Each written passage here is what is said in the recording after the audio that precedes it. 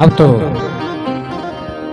आश्रम में केवल 2 सदस्य हैं, माता देवहूति और उनके पुत्र कपिल। कपिल जी ध्यान में बैठे रहते थे। एक दिन देवहूति माँ अपने पुत्र के पास आई और बोली, बेटा, निर्विणा नितराम भूमन न सदिन्द्रिय तर्षणा येन संभाव्यमानेन प्रपन्नान्धं तमः प्रभो। माता देवहूति पूछती है, प्रभु, संसार में जितना सुख मैंने भोगा है, इतने सुख की कोई स्त्री कल्पना भी नहीं कर सकती।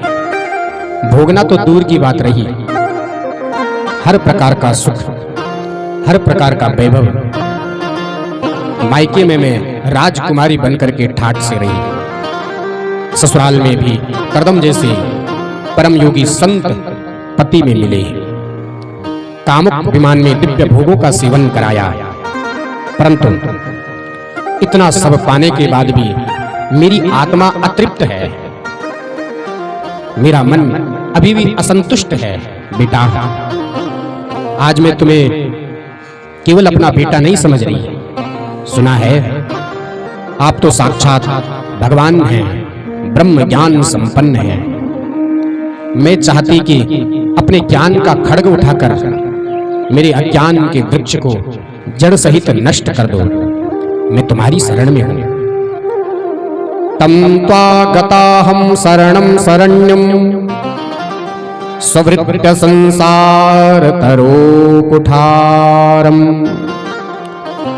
जिज्ञासयाहं प्रकृतिः पुरुषस्य नमामि सद्धर्मविदां वरिष्ठम्। कपिल भगवान कहते हैं, मां, संसार में चाहे जितने भी विषय जीव को प्राप्त हो जाएं, कितने भी विषयों का भोग कर ले, पर वास्तविक तृप्ति इसे नहीं मिल सकती। भोजन खा लिया, पेट भर गया, थोड़ी देर बाद फिर भूख लग गई। शाश्वत तृप्ति कभी नहीं मिलती। विषयों में परिपूर्णता नहीं है, इसलिए पाने वाला परिपूर्ण कभी नहीं हो सकता। परिपूर्ण तब होगा जीव जब परिपूर्ण से जुड़ेगा। और परिपूर्ण कौन है?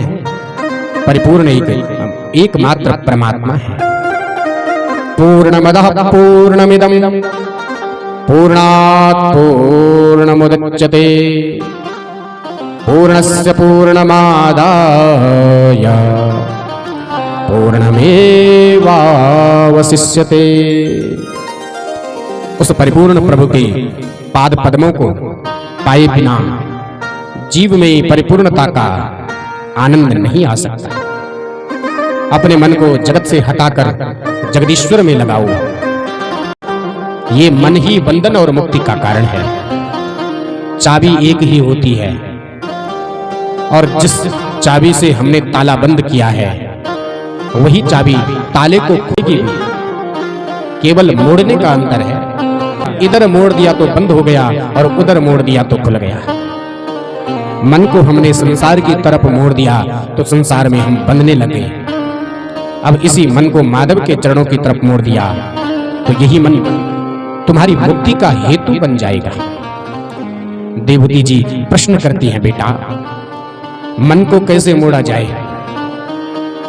कपिल जी कहते हैं, मां, इसका सबसे सरल साधन है संतों का संग। जिन संतों का मन प्रभु में लगा है, ऐसे रसिकों का तुम संग करो। वह संत तुम्हें प्रभु की महिमा सुना सुनाकर तुम्हारा मन उधर की तरफ मोड़ देंगे, तुम्हें प्रभु का रसिक बना देंगे। जिस प्रकार व्यसन नशा करने वाले का संग करोगे तो व्यसन नशा सीखोगे, तंबाकू खाने वाले का संग करोगे तो तंबाकू सीखोगे। इसी प्रकार से संतों का संग करोगे तो संत भगवान का मार्गदर्शन कराएंगे। जब यह दुर्व्यसनी लोग अपने अपने संग वालों को उसी व्यसन का रसिक बना देते हैं।